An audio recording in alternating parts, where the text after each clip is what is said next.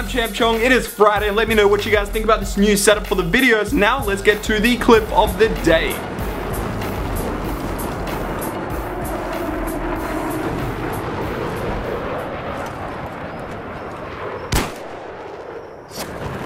Oh my god, I just sniped him with my magnum!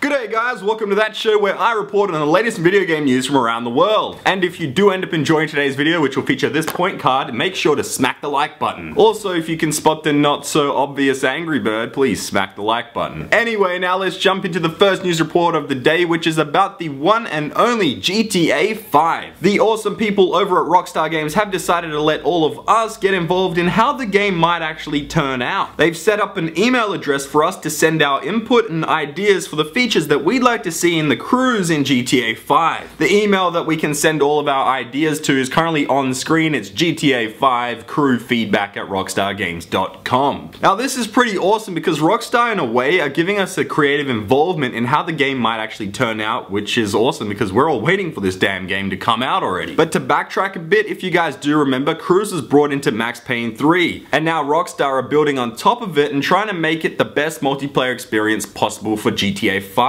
So my guess is that we'll see a bunch of game modes back from GTA 4, but obviously we'll see them revamped and possibly see even more new game modes to play with our friends online. And in the end, this is pretty epic news because I love the fact that we're getting a single player and a multiplayer with a lot of work gone into both of them. I just really appreciate that Rockstar are asking us fans of the franchise for feedback and input. But anyway, in some other GTA 5 news, the game is the cover story of the December issue of Game Informer, which will be out next month. Now with it being the cover story and the biggest story in the magazine, we're most likely going to receive a whole lot of new details of GTA 5. Hopefully inside this magazine we do end up getting some new screenshots, maybe some character information, or maybe even a release date. And if the Game Informer doesn't feature anything new and exciting, I guess we're all just going to be sitting here really sad and lonely and depressed, and that's kind of where I transition to the sad news. Sad news!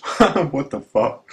So today's sad news is possibly going to piss off my UK subscribers. Well, that's if you're planning to purchase a Wii U console and happen to reside in the UK. Because it looks as if several UK retailers will be selling Wii U games at higher prices. For example, Assassin's Creed 3 and Black Ops 2 will both be around £10 more at Game, Amazon and Play.com, but stay the same price at Zavvi.com. Now Mass Effect 3 on the other hand is going to cost you a whole lot more for some reason, and other games are also at different prices, which is just weird to me. But from what I've researched, it looks like that Zavvi.com isn't becoming greedy like these other places because it's keeping in line with the PS3 and Xbox 360 prices and not going to some new next-gen crazy price. And don't get me wrong, I do understand that every time we do go to a new generation they say, "Oh, why don't we raise the prices another $10 to $15 and make some extra money?" But in reality, the Wii U isn't really worth that extra £10 or $20, whatever it may be. It's just not worth it because it's not a huge leap into the next generation. Honestly, a lot of the games are just ports over to it with a few extra features. It's not worth the extra £10 or $20 as I said. So to all those retailers out there, if you're thinking of getting greedy in November, don't do it because most likely the people playing Assassin's Creed 3 and Black Ops 2 won't switch over to the next gen. They'll just stay with their current console and you'll see a big loss in profit. And speaking of the word big, why don't we move to the big news? Big news! Alright, so there are two big news stories today in the big news, and the first one is Dishonored, which is actually behind me in my disc tray over there on my Xbox, and honestly, it's just an awesome epic game. I pretty much lost count of how many hours I've spent sneaking around like a ninja and just being stealthy. It's crazy. And if you guys haven't played Dishonored yet, I highly recommend it because it's a bunch of fun and it's just fresh and new and something different. Also, if you guys do want to know more about the game, I did interview one of the main guys behind Dishonored last month, and you can watch the interview by clicking the link in the description below. Now his accent is a little bit hard to understand in the interview because he is French, but once you start listening and kind of understand what he's saying, you get a really good insight of the game. Also, since you guys always ask for reviews but I don't have the time to do a full review video, I will give it a score, and I give it an 8.5 out of 10 because it's just fresh, new and exciting. But now to the final report of the day, and it's that DICE have revealed the next expansion for Battlefield 3, and it's known as Aftermath. The trailer does show off a new crossbow type weapon, and the details of the expansion are that there will be 4 maps and a new game mode known as Scav scavenger. Now in this new scavenger game mode, you're equipped with only a knife, a grenade, and a sidearm. And the aim of the game is to search the map for more powerful weapons, and obviously the people that find the more powerful weapons are more likely to win the game. And if you were wondering, the DLC will be out on these dates depending on how you play the game. Also, I will try to get some codes off of EA just like I did last time so you guys can win them. And speaking of winning stuff, it's time to give that 3,000 point card to one of you guys, and all you have to do is answer the Gorilla Man question I'm about to receive.